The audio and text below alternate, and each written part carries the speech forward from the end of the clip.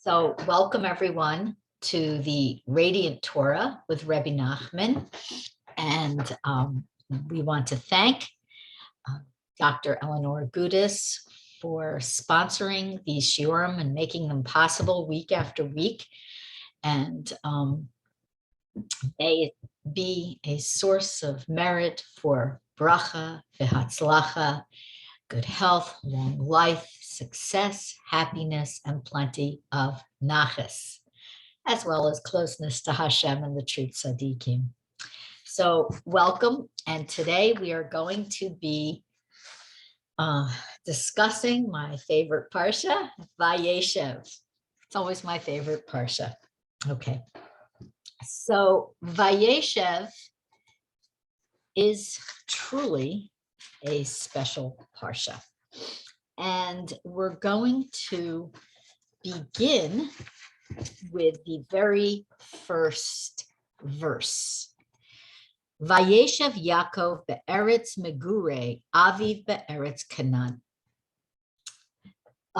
Dwelt Yaakov, or Yaakov dwelt in the area where his fathers had stayed in the land of Canaan.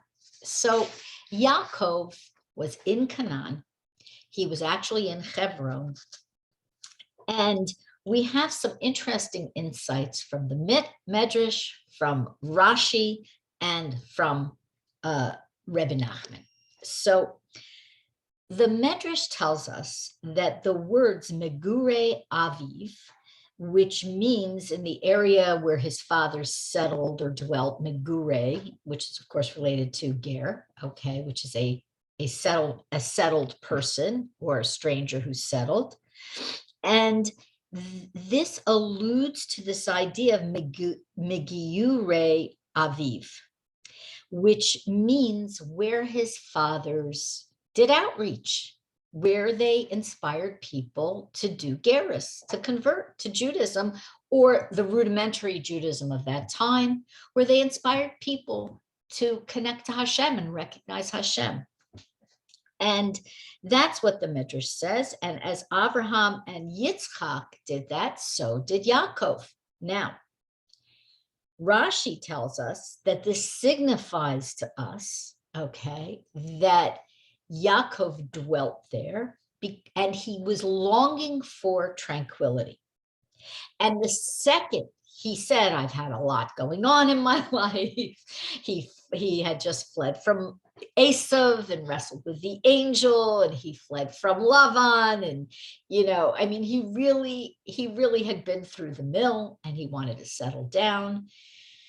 He had lost his beloved wife, Rachel, and he wanted to settle down with his children and and Leah and his other wives, and he wanted to have a nice family atmosphere, and he wanted to do outreach and tell other people about Torah and Hashem. Boom.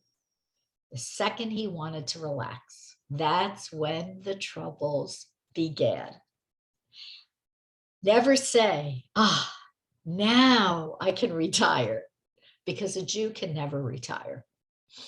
We always are going to have some struggle, some battle. And if we're not battling for Hashem, we're going to be battling for other things. And both are possible at the same time as well. Now, Rebbe Nachman explains that a person who dwells in tranquility can't be one who inspires people about Hashem and who themselves is inspired about Hashem, and who talks about Hashem and talks about Torah and talks about the tzaddikim. This person is not going to necessarily have tranquility. And we know this. We know this from Rebbe Nachman's own life. He had so much suffering and illness and loss of a beloved first wife, loss of children and grandchildren, and of course, tuberculosis. I mean, he really had a hard time and faced a lot of opposition. But the dynamic of this desire to come close to Hashem, to tell other people about Hashem, and to really uplift people and bring them closer to their life mission and purpose kept him going. And that's what he pursued his whole life. And Rebbe Nachman says that this struggle is something that a person does in this case. However, a person who is even just struggling with their own faith, trying to bring themselves closer to Hashem, has to recognize that it's not going to always be tranquil. Sometimes people, they want to come close to Hashem, and they feel they're serving Hashem, and they say, I'm giving a lot of tzedakah, and I'm lighting Shabbos candles, and I'm doing this, and I'm making a blessing on that. And why is my life so crazy? Precisely because you're coming closer to Hashem. All those difficulties and struggles that you're undergoing means that you are struggling for godliness. And we have to struggle now, because in the times of Mashiach, I'm just going to adjust my camera a little bit. In the times of Mashiach, what we're going to find is there are going to be no more struggles, which is why in the times of Mashiach, converts will not be accepted, because it's hard right now. It shows Mesiras Nefesh, a soul sacrifice. It shows that you really want to be close to Hashem. When everything's going well, it's very easy to be close to Hashem. And that's the truth. When things are going well, we can thank Hashem, we can feel the love, so obvious.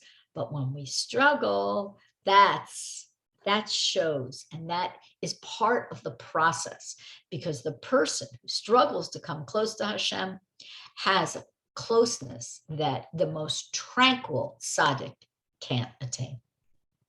So anyway, that's how the parsha begins. And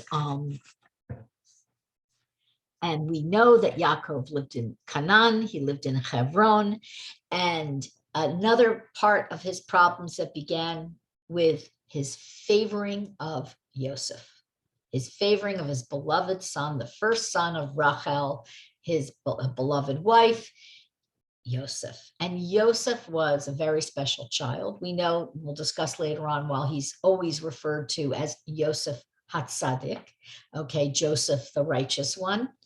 But Yosef was a beautiful child, a child who was very devoted to his parents, very devoted to Hashem, learned Torah all the time, and he was a holy boy. And Yaakov couldn't help but play favorites. And that really is where the troubles started. Okay, so what happened, and what was the trouble? So it began with the brothers hating Yosef. His brothers hated him. Well, they were jealous of him for sure. So there are a few reasons why. The first reason is because of the coat that Yaakov made him, the kisoves pasim. Pasim means like multicolors or a beautiful array of colors. And the kisoves was the coat, okay, or the cloak, the garment. And Yosef made this for him for spiritual reasons. And one of the reasons is because Yosef was going to be able to interact with many different types of people throughout his life. And we'll see later on, he's imprisoned. He interacts with Potiphar, who was Pharoah's chief executioner. He interacts with all kinds of people in his life. And so Rebbe Nachman tells us that Yosef, because he had to interact with so many different kinds of people, from the biggest tzaddik to the worst Rasha, he needed to be able to cover or cloak the light of Hashem in a variety of colors, a variety of ways. Okay. So in order to express his righteousness and to help other people become more spiritual, Yosef had to find different ways to connect to people. He couldn't speak to Potiphar in the same way that he would speak to Potiphar's wife. And he couldn't speak to the people in prison the same way he would speak to his brothers, and so on. So this is the reason, this is one of the symbols of this code. Now, and that also inspired the brothers to tremendous jealousy. Another reason is Yosef was a righteous person, but he thought he saw his brothers sinning, and he told Yaakov. And really, should he have reported them to Yaakov?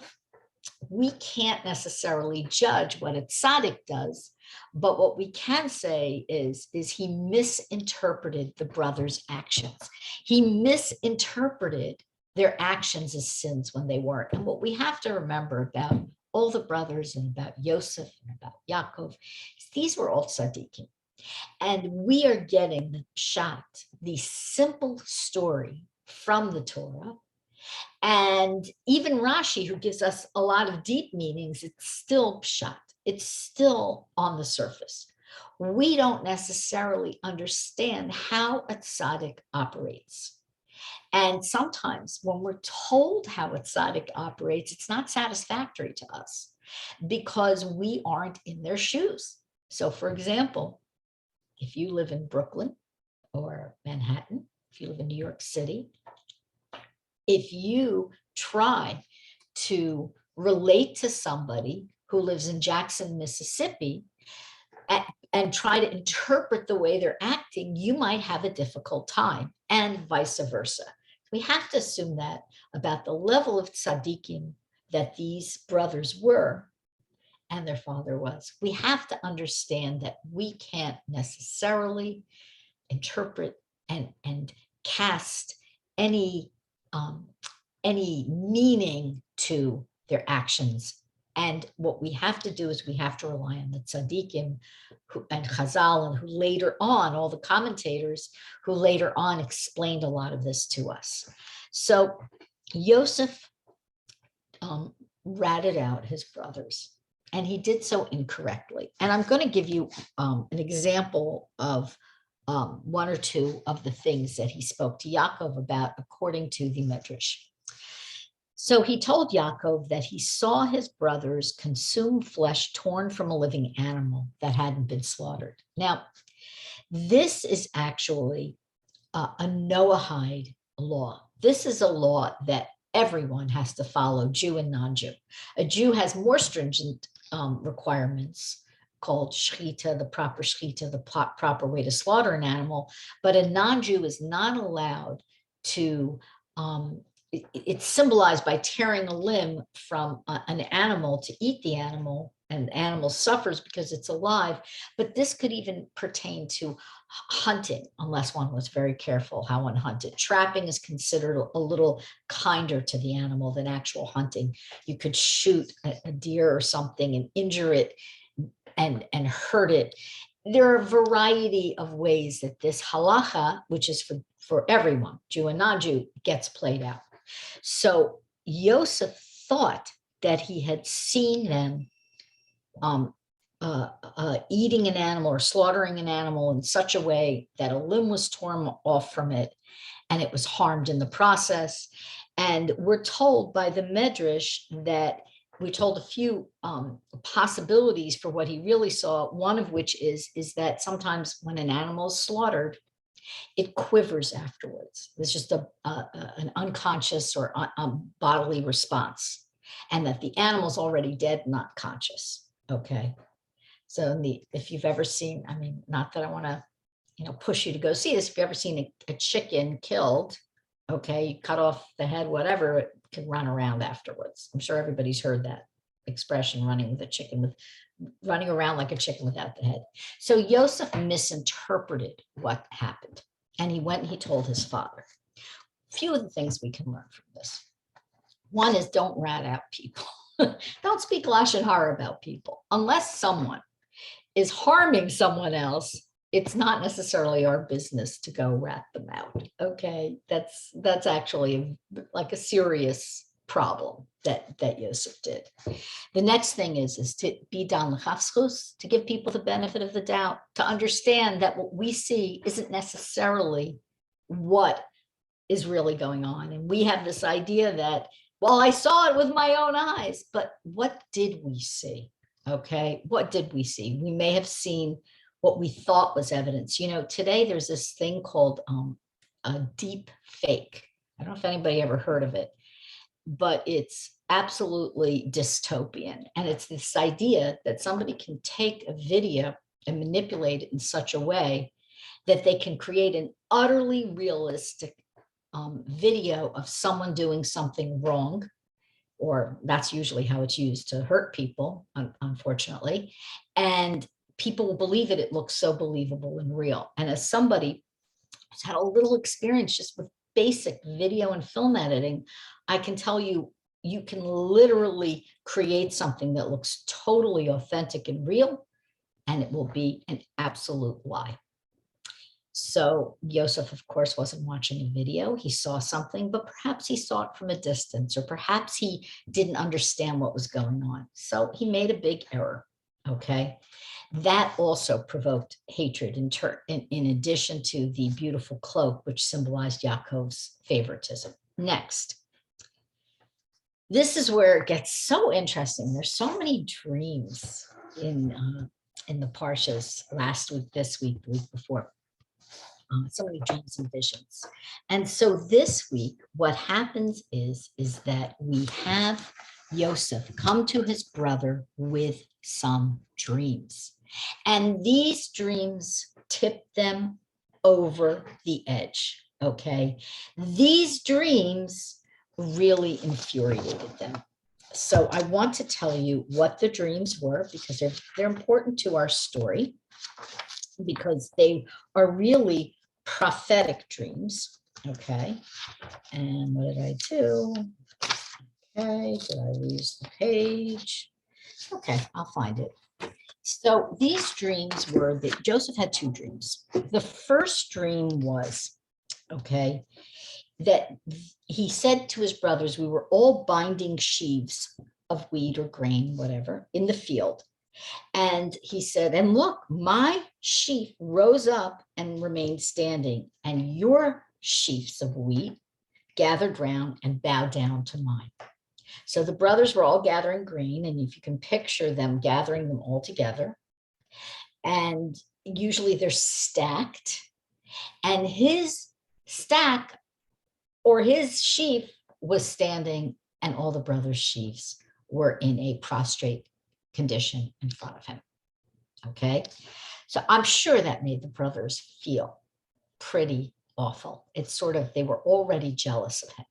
Okay, next. The next dream was about, the second dream was about the moon and the sun, the moon and the stars. And I have to find that dream. And unfortunately, let's see if I can find it. So anyway, that dream is, give me a minute, please. Okay, so the next dream is that important to the story, so I really want to read it to you. Okay, and the next dream is that he was the moon and the stars were bowing down to him. And that dream is the dream of heavenly bodies. So the first dream is a material dream about the world. And the second dream is the dream about the heavenly bodies bowing down to him.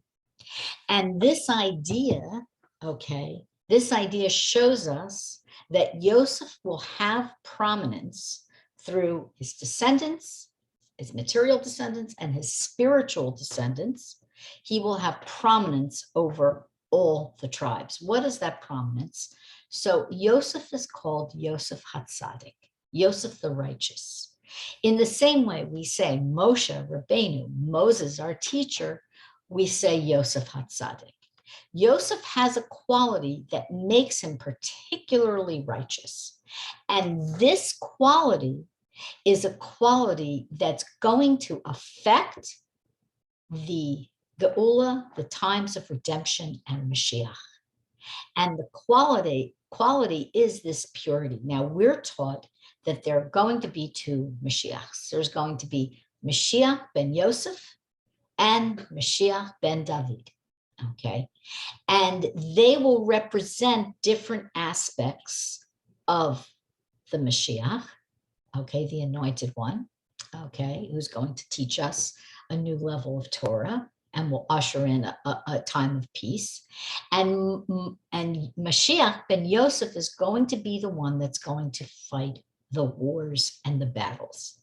And it gets very complicated, and we don't have to go there, but suffice it to say that in this parsha, there are a lot of allusions to the future, and certainly with that dream. There's also an allusion to the future of Yosef in Egypt when the brothers come to him and bow down to him, when they don't recognize him.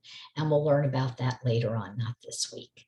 Okay, so anyway, he has these dreams, and these dreams are prophetic, and it's really, I'm sorry, Yosef was the sun, and the moon and stars bowed down to him. I just remembered it. I apologize.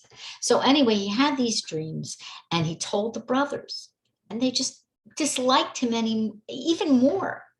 And they got pretty upset with him. And they decided that they were going to get rid of him. And they all got together and they said, let's kill him. We want to kill our brother. Now, these are tzaddikim, so we can't understand their logic. But Reuven in English, Reuven was horrified by this, and he wanted to save Yosef's life. And he decided that he would make a plan to save Yosef's life behind his brother's back. So what did he do? He said, let's not kill Yosef. Let's throw him in a pit. Okay. And then Reuven said to himself, I'm going to come back later and save him. He couldn't do this to his father. How could he kill his father's favorite son? Okay. How could he do this to Yosef, his brother? He loved his brother. So the brothers went and threw him in a pit. Okay. And let me get you the part about the pit because it's really interesting. Okay. So this pit, has in it scorpions and snakes. What is this scorpions and snakes? So what happened is that they threw him into an empty pit. And the Zohar tells us that inside the pit were scorpions and snakes. And we learn that it's far worse, says Rashi and the Zohar, far worse to be thrown into a pit with one's enemies than with scorpions and snakes. To be thrown into an empty pit with people than with scorpions and snakes. What's this idea? So the idea is that when we're facing natural problems, natural disasters, scorpions, snakes, hurricanes, illness, God forbid, it's very easy to understand that this is from Hashem, the suffering, because we don't have an intermediary that has free will. However, so if we're thrown into a pit with scorpions and snakes and animals, or a dry pit and there's no water, we can understand it. But if a human being, an enemy, comes after us, we have a really big problem. And that problem is that enemy, God forbid, we shouldn't have any enemies, has free will. And they have free will to harm us. And they make the choice whether to be the agent of that harm or not. And in those situations, it's extremely difficult to retain our faith. So, you know that if you, let's say you had a hurricane, your basement got flooded, it's not all that hard to say this was difficult. It caused the suffering, but I know it was from Hashem. What can I learn from this? How can I do tshuva? How can I return to Hashem so I won't have to face these kinds of difficult situations? But if your best friend comes and stabs you in the back, okay, or you have a family member who you get into an argument with, it's much, much, much more difficult to see that this comes from Hashem. As a matter of fact, it's beyond difficult. And it is a huge test of faith. And so we have to understand that throughout these, all the difficulties that Yosef went through, he went through a tremendous amount of difficulties, like his father before him, like his grandfather, and like his great-grandfather, test after test after test. He retained his faith in Hashem with barely a flaw. So Yosef hung in there. And he's an inspiration to all of us to hang in there. And no matter what we're going through, ultimately it all comes from Hashem. And I want to answer a question that somebody actually asked me that's related to this. And the answer is, well, if somebody has free will, can I blame them? Because they're choosing to do this. They could have chosen to do something kind to me, okay? And so the answer is yes and no. The answer is ultimately Hashem determines everything that we go through. And yes, that person chose to be an agent. But if we're able to put it in that perspective, rather than put the blame on the person, we understand that it's really ultimately coming from Hashem, your life will be easier. There'll be less anxiety. And we can see this. We're going to talk, the government keeps coming into it. We're going to talk a little bit about that later in the parsha, just because it's very relevant and it's actually directly in the parsha. But this idea of understanding that whatever is going on the national and international levels, it's from Hashem. And it's all there to help us come closer to Hashem, to look to Hashem for the answers. And this is one of the most difficult things to do, but once you've done it once, and once you've done it twice, and you make a habit of it, there's a tremendous amount of comfort in it. Because knowing that it's from Hashem, and we know that Hashem only does good, we end up feeling and believing and being sustained by this faith, this emunah, that ultimately it is for the good. Now, there's a caveat.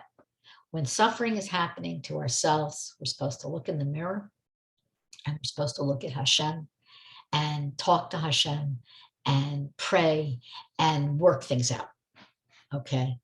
But when suffering happens to someone else, we have to be a little bit atheistic, meaning that we have to run and help them. We can't say, oh, Hashem's going to help you. It's okay. Oh, it's all going to be fine because Hashem's going to help you. No, we have to help our brothers and sisters. So that's where the line is drawn. To ourselves, we say, Hashem is going to help me. To other people, we say, yes, Hashem may help you, but I'm going to help you right now, right here. I'm going to do the mitzvah of helping you. Okay.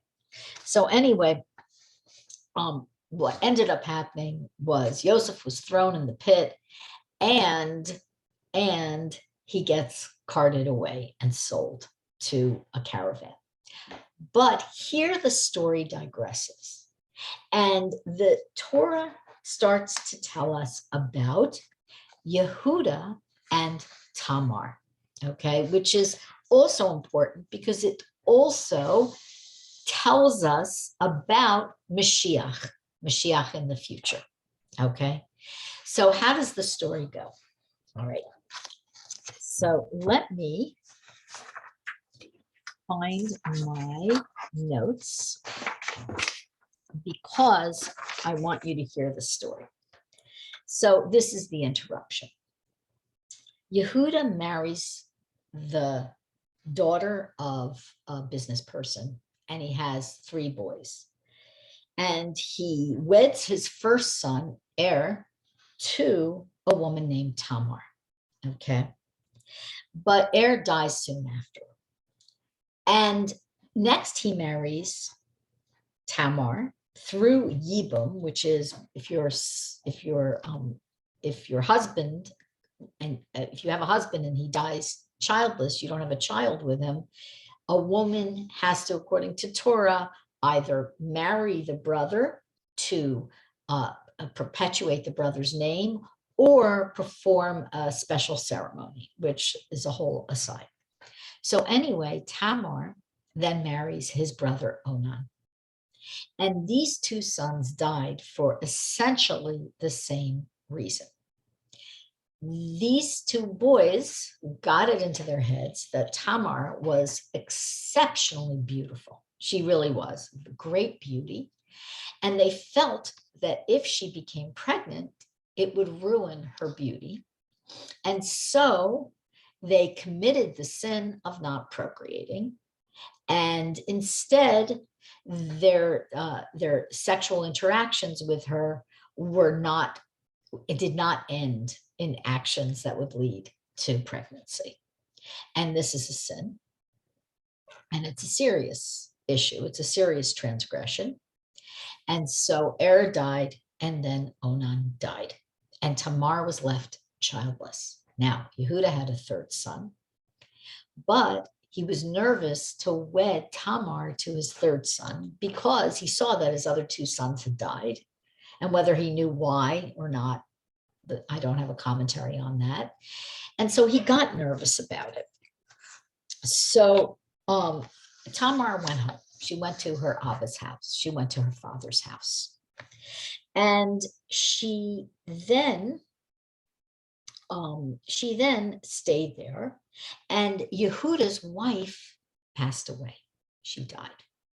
And so he went out on a trip for business. He was a businessman. And Tamar heard about the death of her former mother-in-law. And she did something very unusual, which is very puzzling to people who read the Torah. It's a puzzlement. She went and she dressed like a prostitute, okay, and sat by the side of the road. And even then, her face was covered. So Yehuda didn't recognize her, okay? And somehow he was attracted to her, and she became pregnant. And was there a sin there? Yes and no. A man was allowed to, have a wife and have many wives, or, but was there an actual sin for Yehuda? It's questionable. Meanwhile, it certainly wasn't the action befitting of a tzaddik like Yehuda. So what she did in order to get him to agree to be seduced by her was she demanded payment. And the payment was in the form of a seal, his seal, because a person would have a seal that they would stamp with wax on something to say that this is my stamp, and his staff, his stick, and his cloak. And she said, you give me these things and we can have a relationship. So anyway, that's what occurred. And Yehuda went about his ways, and Tamar went back and she was pregnant. Meanwhile, the rumor reached Yehuda that his daughter-in-law, who wasn't technically engaged to his third son, but she hadn't done the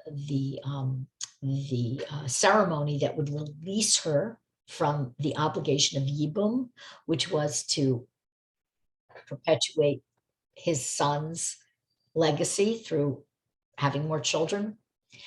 So what she did was she was pregnant with Yehuda's son, and the people in the neighborhood knew that she was pregnant, and they didn't know it was Yehuda's son. And he was told about it, and this was a very big problem because it implied that she had an illicit relationship when she really was responsible for Yibum with the third son of Yehuda. And Yehuda said she deserves to be executed. That was a crime punishable by death. And Tamar said, well, let me just tell you who the father is. But she didn't want to embarrass him. So she just pulled out the seal, the staff, and the cloak. And Yehuda saw this and realized that he was the father of Tamar's baby. And therefore, she was not executed, as we all know the story, and she gave birth to twins. And one of the twins was Peretz. He was due to come out second, but he climbed his way out first. And Peretz is extremely important because he was the great-great-great-great-grandfather of Boaz. Who was Boaz? So Boaz was the husband of Ruth, the famous Giorus, the famous convert. And we always hear about King David's ancestry, and we always hear that his great-grandmother was a Giorus, a convert to Judaism, a very fine person of very great faith. But we don't necessarily always discuss, it's not always common knowledge, that the other ignoble backgrounds to Mashiach and to King David and down the line to Mashiach, okay, to his ancestry was through Tamar, engaging in illicit relations, pretending to be a prostitute with Yehuda, okay. So this begs the question, why was King David's ancestry so dark, okay, and seemingly unholy?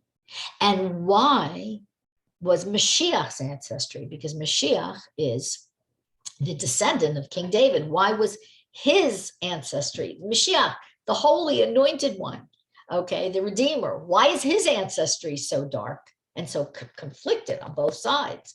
Came from a lot of really difficult backgrounds, okay?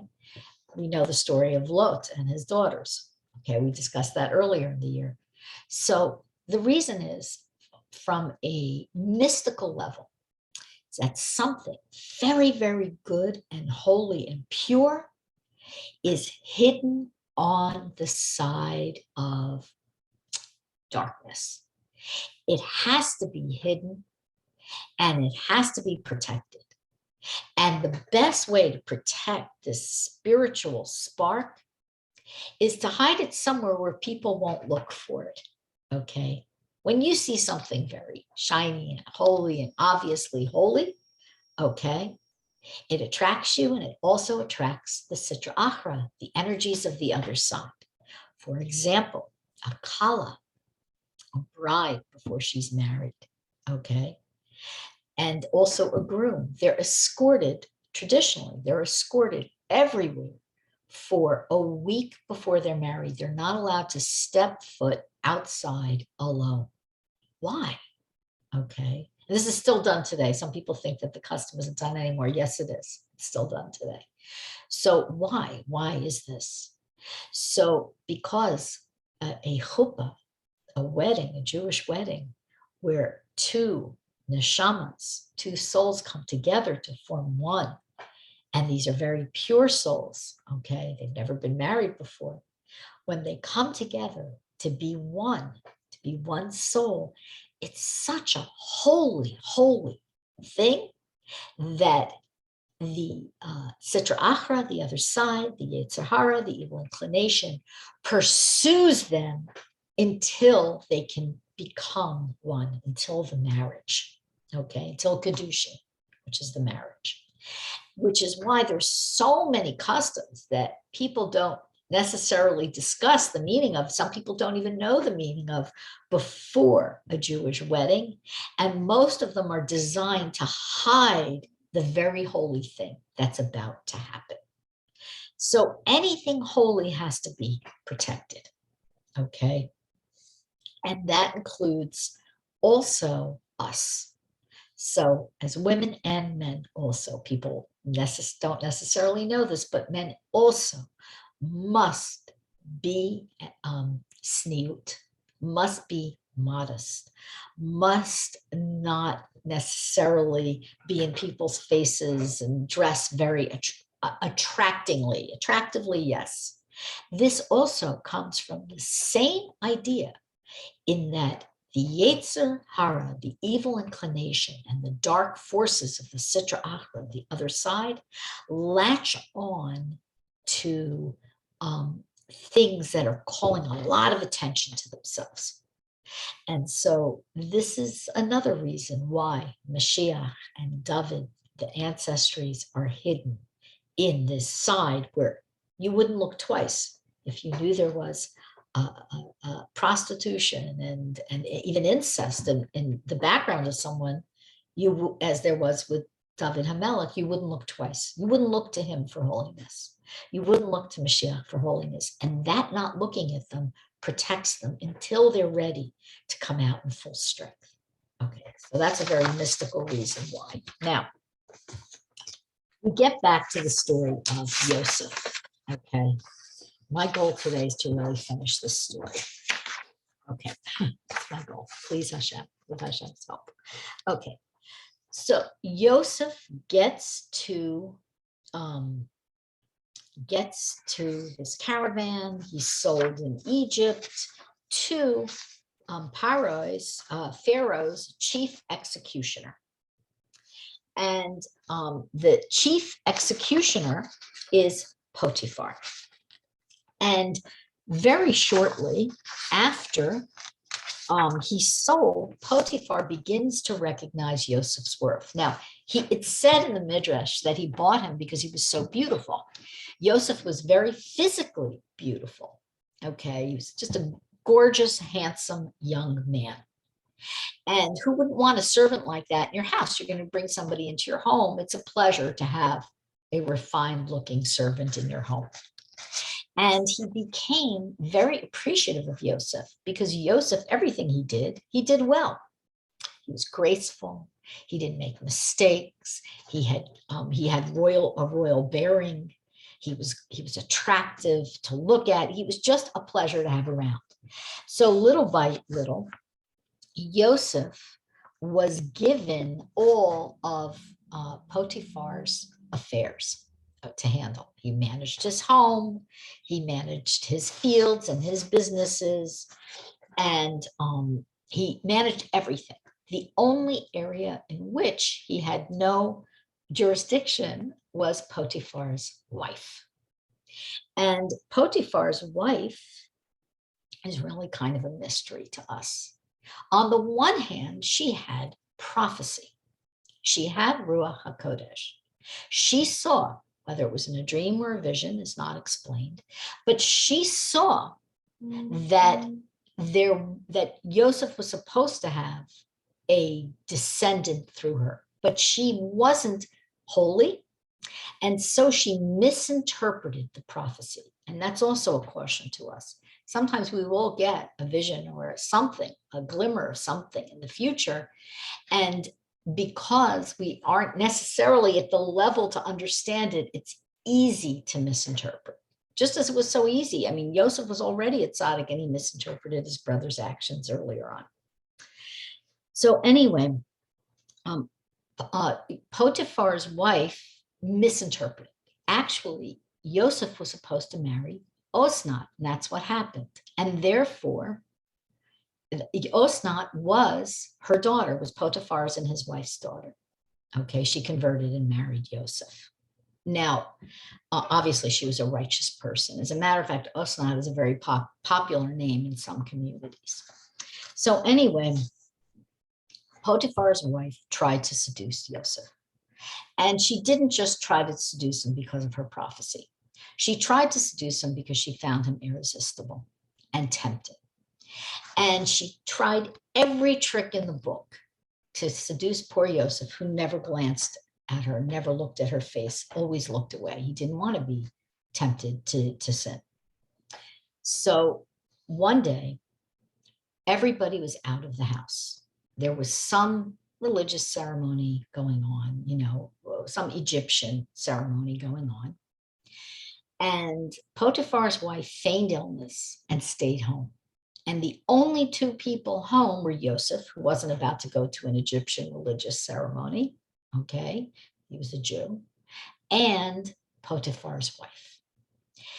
This is a violation of another interesting halacha, which we're not going to go into too great detail, but it's the halachas, the laws pertaining to yichud. Okay, yichud means being alone with someone. Okay, and sometimes it's used to describe other things, but in this case, it's used to describe being alone with a member of the opposite sex. And there are very many details about what's permitted and what's not. You're welcome to look them up. But the idea is to prevent both men and women from falling into temptation, because familiarity and aloneness means that we naturally let down our guard. And if we're around someone who's attractive and they find us attractive and our guard's down and we're working together in a locked room or we're sitting together in a closed space, it's easier to let our inhibitions fall away.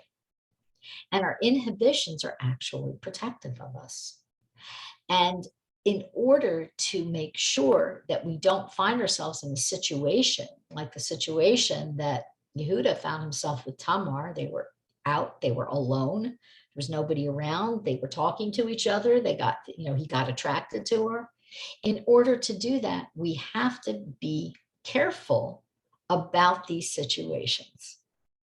And it's always a surprise to people who haven't had familiarity with these laws, what the laws entail.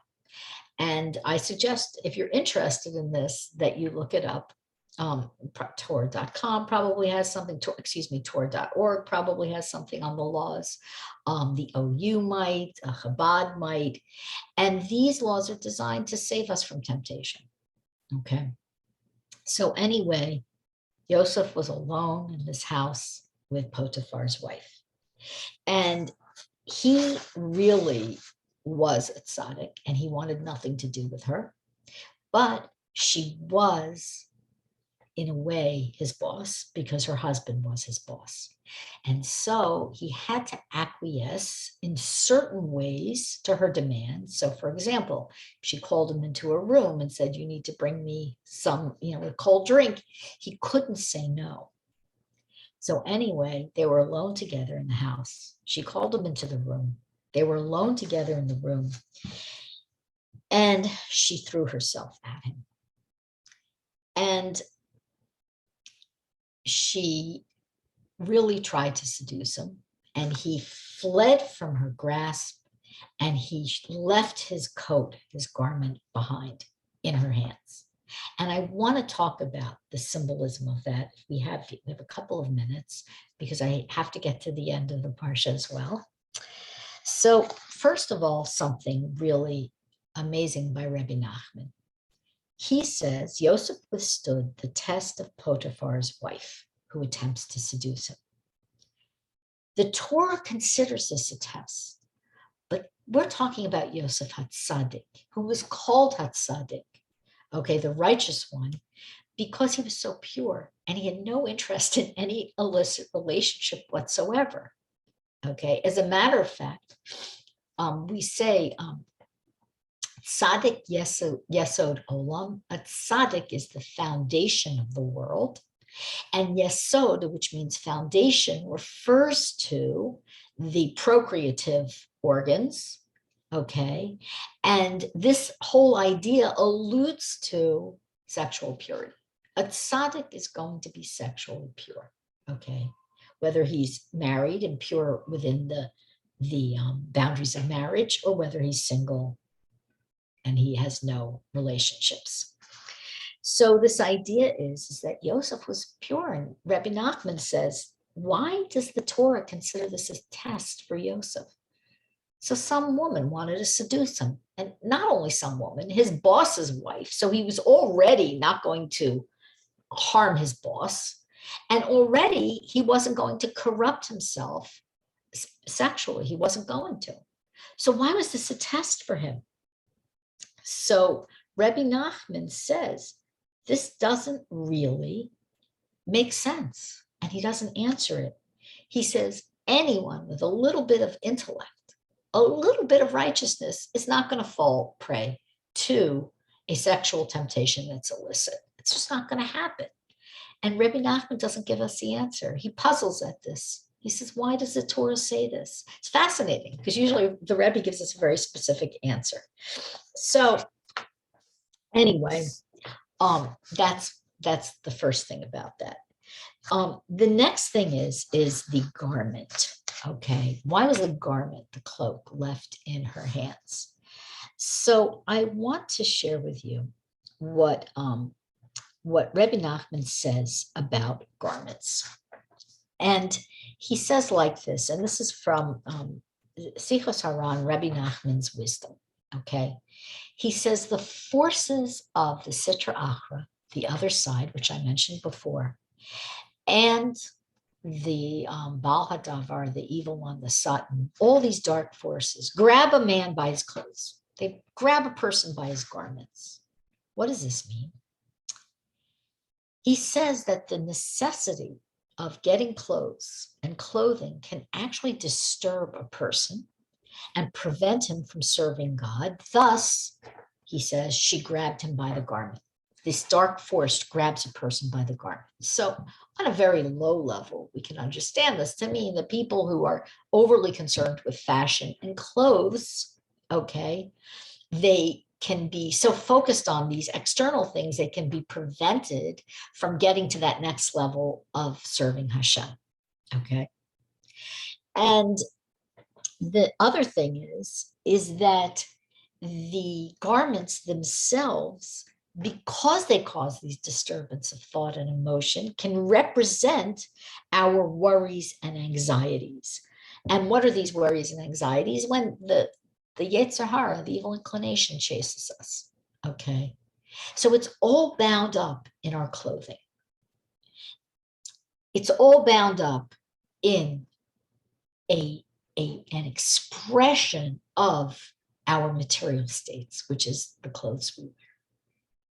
And so whether we can take this literally or whether we take this with this understanding of what the garments represent, which is worry so much about externals, this is going to take us away from Hashem. Let's not worry about it. Let's not worry so much, okay? Now, women naturally care about how they look, okay? Most women do. And this is implanted in us. It's in our nature. It's given to us by Hashem. Why? Because a woman's desire, says the tzaddikim, it comes from a desire to be looked at and admired. And a man's desire comes from this desire to look at and admire, okay? So a woman, technically speaking, okay, appreciates being yearned for and looked at more than a man does. Today, anything goes. All right, so I won't speak about today, but this is our ingrained nature according to Torah. And today, obviously, we know things are very mixed up in this world. So we don't have to pay too much attention to them right now, but just know what your nature is.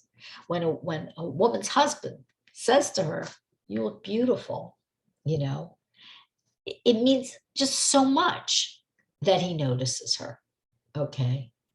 It doesn't get old, all right? So this is our nature. Okay, so anyway, we understand, we get that meaning from this idea of the garments. Now, I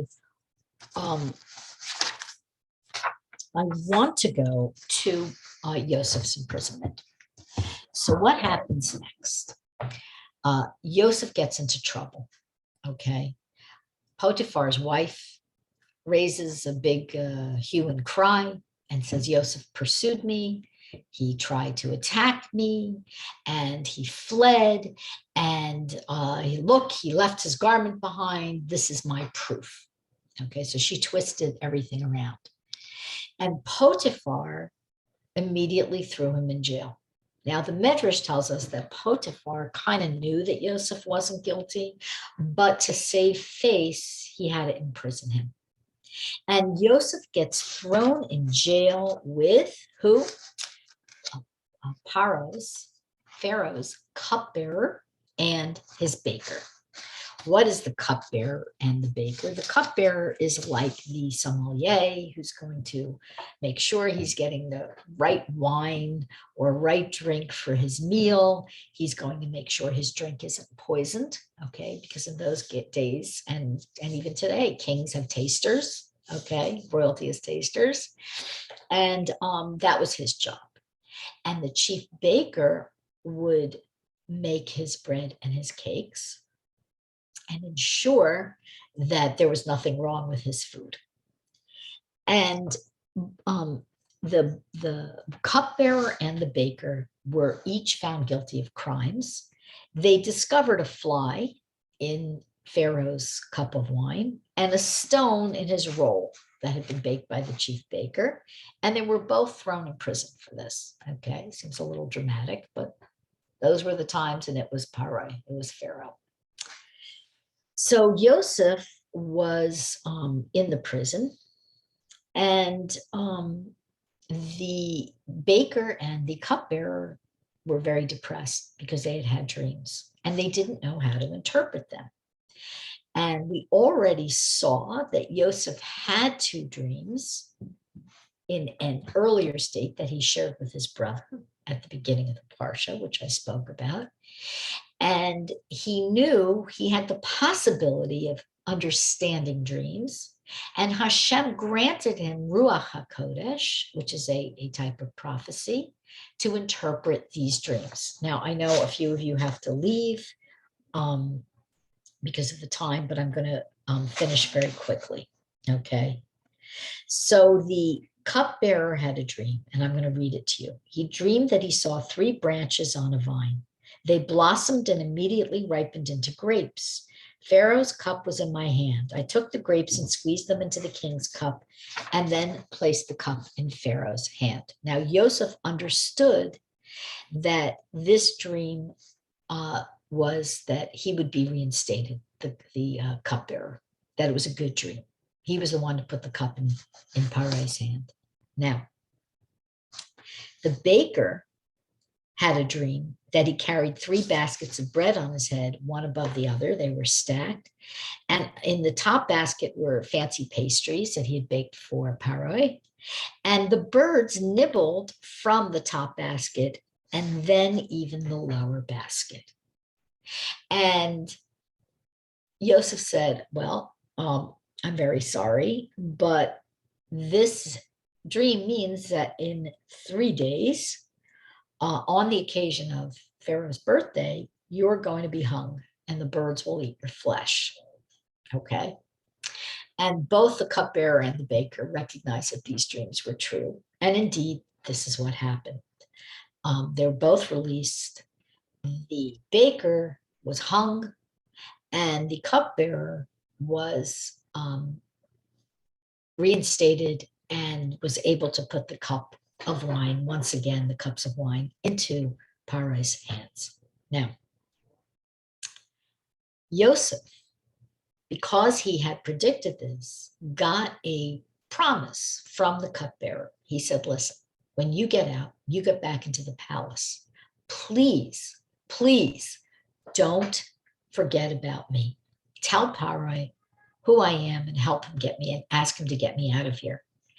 And the cupbearer said yes. Now, what happened was he kept forgetting the cupbearer, okay? And that's where the story ends, except one thing. Yosef is criticized. Once again, Yosef gets criticized a lot. Yosef is criticized by the rabbis. Why? Because he trusted in a government official. He trusted in a government official. Okay, instead of just totally relying on Hashem to take him out, he thought the best method was to extract a promise from a government official. What does this teach us? Hopefully, it's a very transparent and obvious lesson. Don't believe in the promises of politicians and government officials. Don't believe their promises. Don't believe their assurances. Only trust in Hashem. And that's the end message of this week's parsha. So we actually jammed in most things today. I'm really glad. And if anybody has any questions or comments, now's the time. Otherwise, we're going to say goodbye, and I will see you all next week. You can type in the chat or speak. No, yes. Hi, Lisa. Sometimes Hashem says no, right? Even though you have the free will. What do you mean? I don't understand the question. When someone, let's say someone is very sick and they end up dying, whatever, and even though they might want to live, Hashem has decided that there's a no there. Okay, so that's not necessarily a question of free will, because we don't get to determine when we leave this world. Most of us don't. Okay, but yes, Hashem is the ultimately rules over us and makes all the decisions. I'm actually going to pause this recording for a minute. I think I'm shut the recording off.